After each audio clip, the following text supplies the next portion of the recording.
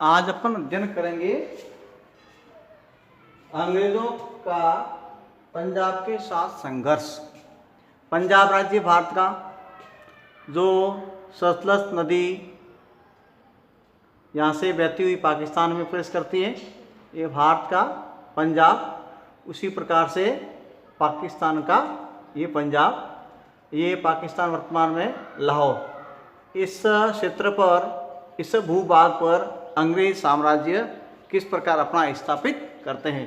तो ये सतलज नदी के इधर का भाग, ये अफगानिस्तान के शासक जमान शाह शासन करते थे और लाहौर के गवर्नर सरदार महाराजा रणजीत सिंह जी को गवर्नर बना करके पंजाब की सुरक्षा के लिए जमान शाह ने नियुक्त किया। इधर भारत पर एक एक राज्य को जीतते हुए दक्षिण भारत को, मध्य भारत को और पूर्वी भारत को अपने अधिकार करने के बाद इनको पंजाब की ओर बढ़े, जहां सरदार सिख साम्राज्य स्थापित था। तो पंजाब भारत में वर्तमान में, उसका कुछ हिस्सा पाकिस्तान में था, जो लाहौर, ये उस समय महाराजा रणजीत सिंह के अधीन में था। तो अफगानिस्तान के शासक थे जमान शाह। अफगानिस्तान के शासक थे जमान शाह। जो अफगानिस्तान, जम्मू कश्मीर के ठीक सामने ये अफगानिस्तान, यहाँ के शासक थे जमान शाह। उनको पंजाब तक साम्राज्य विस्तार किया।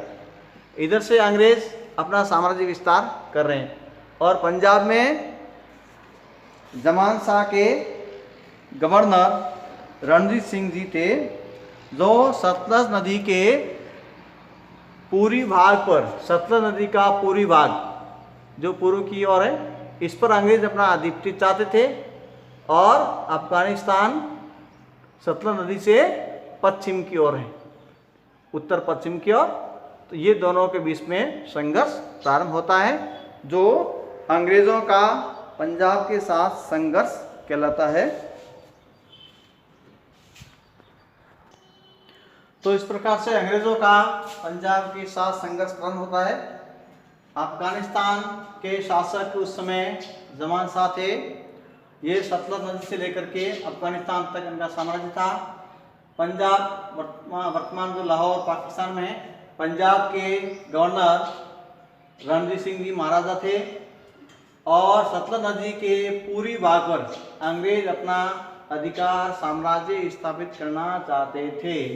इस बात को लेकर के पंजाब के रणजीत सिंह जी और अंग्रेजों के मध्य संघर्ष प्रारंभ हो गया। फरवरी 1809 ईस्वी में अंग्रेज गवर्नर अख्तर लोनी ने सतलज नदी के पूर्वी भाग पर, जो वर्तमान पंजाब भारत में है, उस पर नियंत्रण की घोषणा कर दी और लाहौर तक अपना साम्राज्य का विस्तार करने की कोशिश की गई। रणजीत सिंह ने अंग्रेजों को रोकने के लिए आगे बढ़े। दोनों के मध्य सैनिक कार्रवाई हुई और रणजीत सिंह जी और अंग्रेजों के मध्य संघर्ष होने के बाद अंग्रेज विजित रहते हैं और रणजीत सिंह जी की हार हो जाती है, अंग्रेज जीत जाते हैं और दोनों के मध्य संघर्ष होने के बाद 25 अप्रैल 1809 में अमृतसर की संधि होती है, जो अंग्रेजों एवं रणजीत सिंह के मध्य होती है। और संधि होने के पश्चात कुछ समय शांति रहती है, लेकिन 27 जून 1839 ईस्वी में रणजीत सिंह महाराजा की मृत्यु हो जाती है।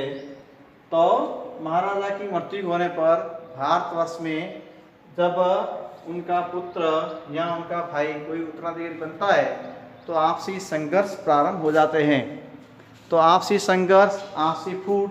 तो इनकी मृत्यु होने के बाद खड़क सिंह जी पंजाब के शासक बने, राजा बने और सरदारों में दलबंदी, यानी दूसरे सरदार थे जो डोगरा सरदार, उन्होंने राज्य में हस्तक्षेप करना प्रारंभ कर दिया। तो इस प्रकार से खड़क सिंह और डोगरा सरदारों के मध्य आपसी संघर्ष प्रारंभ होता है और आपसी संघर्ष का लाभ उठाने के लिए अंग्रेज हमेशा अवसर का इंतजार करते हैं। जिन दोनों के बीच मतभेद हुआ, अंग्रेजों ने उसका फूट डालो राज करो की नीति का लाभ उठाते हुए दोनों सरदारों के मध्य युद्ध प्रारंभ हुआ और इस प्रकार से डोगरा सरदार शासक बनना चाहते हैं और खड़क सिंह को वहाँ से हटाना चाहते हैं। दोनों के मध्य युद्ध होता है। युद्ध होने की स्थिति में अंग्रेज उसका पूरा फायदा उठाते हैं। अंग्रेजों का सिखों से संघर्ष। प्रथम अंग्रेज सिख संघर्ष के कारण अंग्रेजों की साम्राज्यवादी महत्वाकांक्षा। दूसरा कारण अंग्रेज फूट डालो राज करो की नीति पे आगे बढ़ रहे थे। प्रथम अंग्रेजों और सरदारों के मध्य मुठभेड़ हुई थी 1809 ईस्वी में।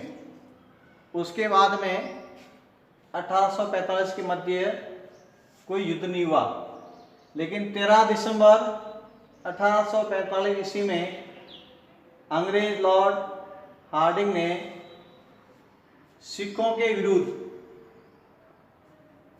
युद्ध की घोषणा कर दी और पंजाब का जो सतलज नदी का पूरी भाग है उस पर अधिकार करने की योजना बना ली और दोनों सेनाओं के मध्य संघर्ष प्रारंभ हो गया। सब्राव नामक स्थान पर युद्ध हुआ, जिसमें 10 फरवरी 1846 ईस्वी में सिखों की हार हो जाती है।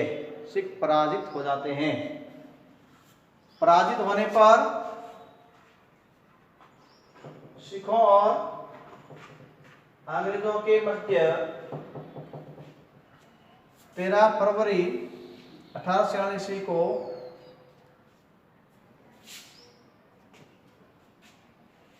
अंग्रेजों का लाहौर पर अधिकार हो जाता है।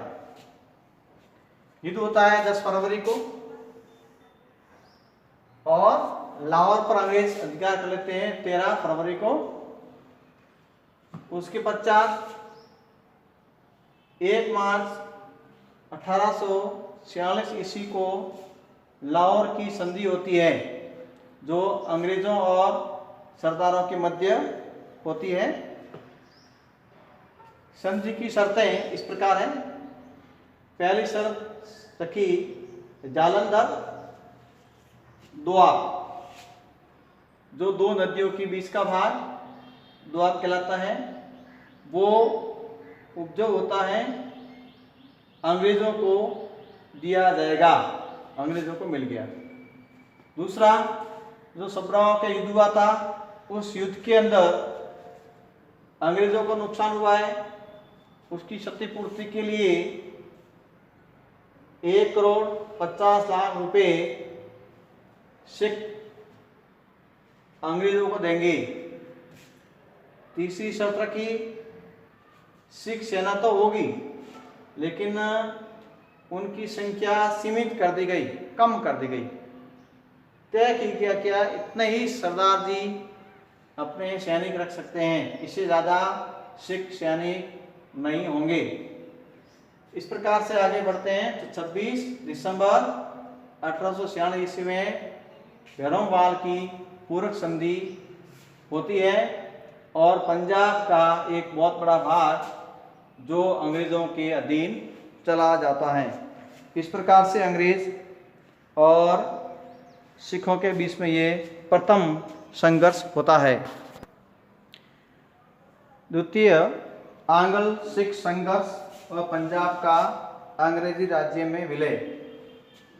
द्वितीय अंग्रेज सिख संघर्ष के कारण पंजाब में अंग्रेजों ने सुधार कार्य करवाए जो सिख विरोधी थे।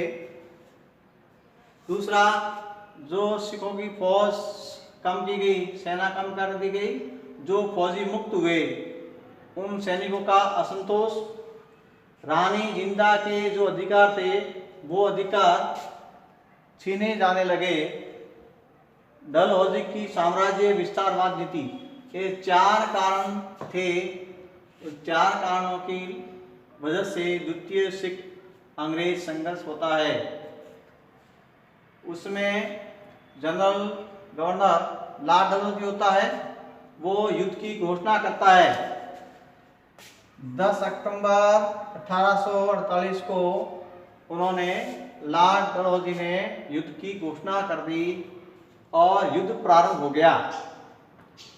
युद्ध प्रारंभ होने के पश्चात 13 मार्च 1849 ईस्वी को सिख सरदार शेर सिंह, छत्तर सिंह मूलराज का अंग्रेजों के सामने समर्पण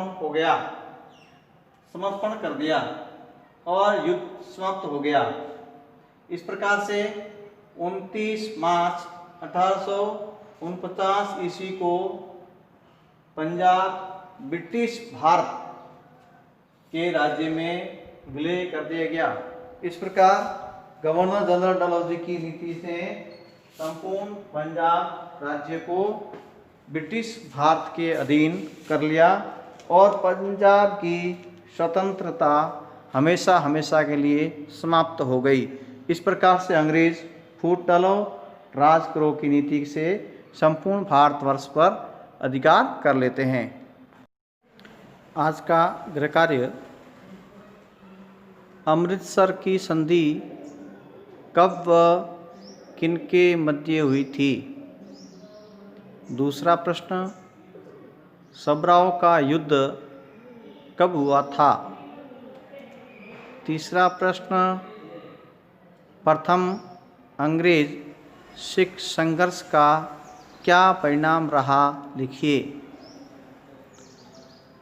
चौथा प्रश्न, द्वितीय आंग्ल सिख संघर्ष के क्या कारण थे?